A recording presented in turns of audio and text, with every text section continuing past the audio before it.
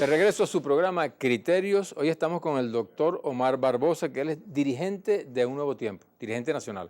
Bienvenido, doctor Barbosa. Muchas gracias por la invitación, a la orden. Bueno, lo que está en el tapete en este momento, la diatriba política. ¿Cómo ves el país? Bueno, realmente pienso que la gravedad de la crisis que sufre Venezuela en estos momentos ha llegado a tal profundidad que es necesario poner en manos del pueblo la solución de la crisis.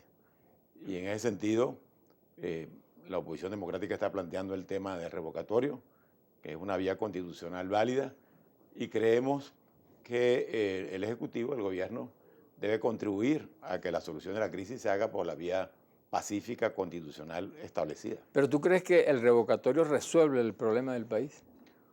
Bueno, pienso sinceramente que el problema del país... Perdóname, porque hay una alta expectativa, ¿no? Como lo hubo cuando el 6 de diciembre, cuando se iban a terminar las colas. ¿Pasará lo mismo ahorita? Bueno, es muy difícil terminar las colas si el gobierno no ayuda.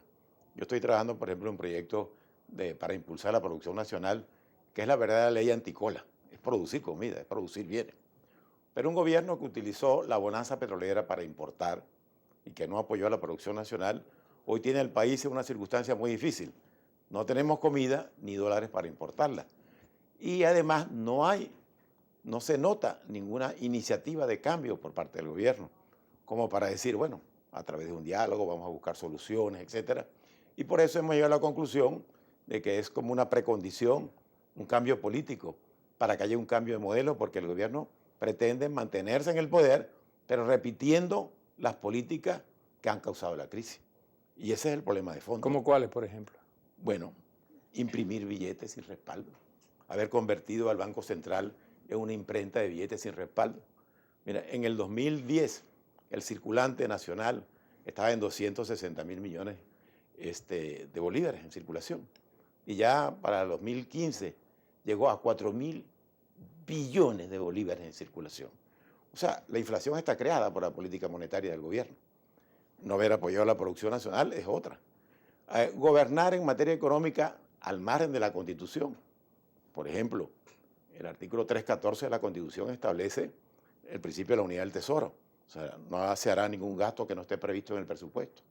Y todos estos fondos, Fonden, Fondo Chino, Fondo X, son fondos no controlados constitucionalmente.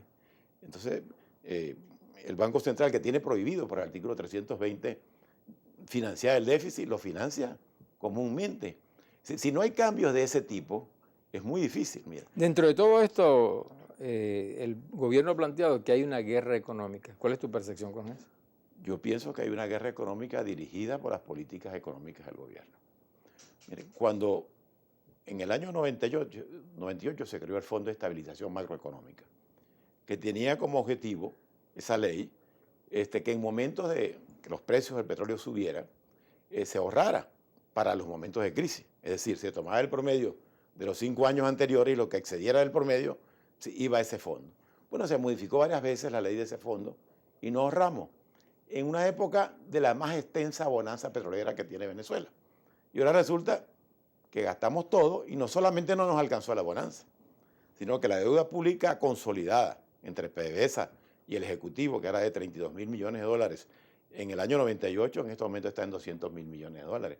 Es decir, multiplicamos por 6 la deuda total venezolana en dólares. Y además no nos alcanzó la fortuna que nos entró cuando el precio se puso a 100 dólares. Entonces yo creo que el problema está planteado en rectificaciones, pero de fondo, no cosméticas, no de mesas de diálogo para un problema que ha tenido 400 mesas de diálogo. Hay que ir y no le veo voluntad al gobierno, lamentablemente. Mira, en el 2014 yo era presidente de Un Nuevo Tiempo. Hicimos un diálogo en Miraflores, se transmitió en cadena nacional. Yo dije casi lo mismo que lo que estoy diciendo en estos momentos. Y la cosa no se resolvió, se agravó, se ha seguido insistiendo.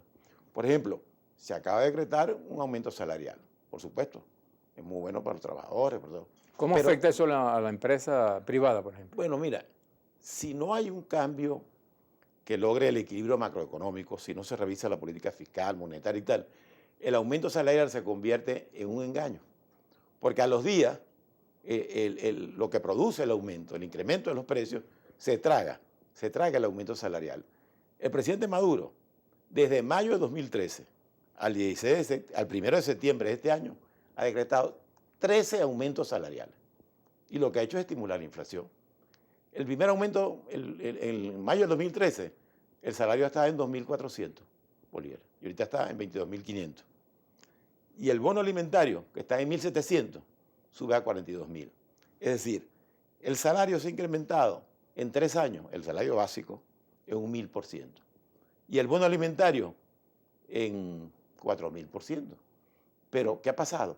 Se ha traducido al consumidor, los aumentos se le han trasladado, los precios se han ido, ya está el problema ahorita de que están aumentando los precios de los pasajes, de muchas cosas, como consecuencia de que se anunció 15 o 20 días antes el aumento. ¿Y cómo afecta eso a la empresa nacional? Sobre todo las empresas pequeñas, que tienen 2 o 3 empleados, que tienen dos salidas.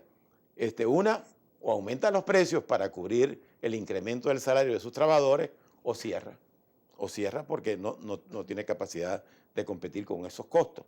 Si no se aumenta la producción de bienes y servicios, no es posible resolver el problema, porque si no hay equilibrio entre la oferta y la demanda.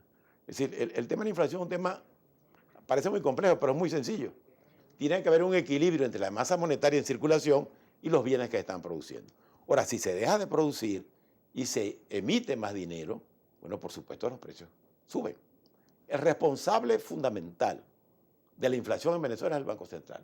Ese director del Banco Central, si funcionaran las instituciones, debería ser destituido hace mucho tiempo. Claro, ¿y cómo ves entonces esa cantidad de cambios que hay con relación al dólar?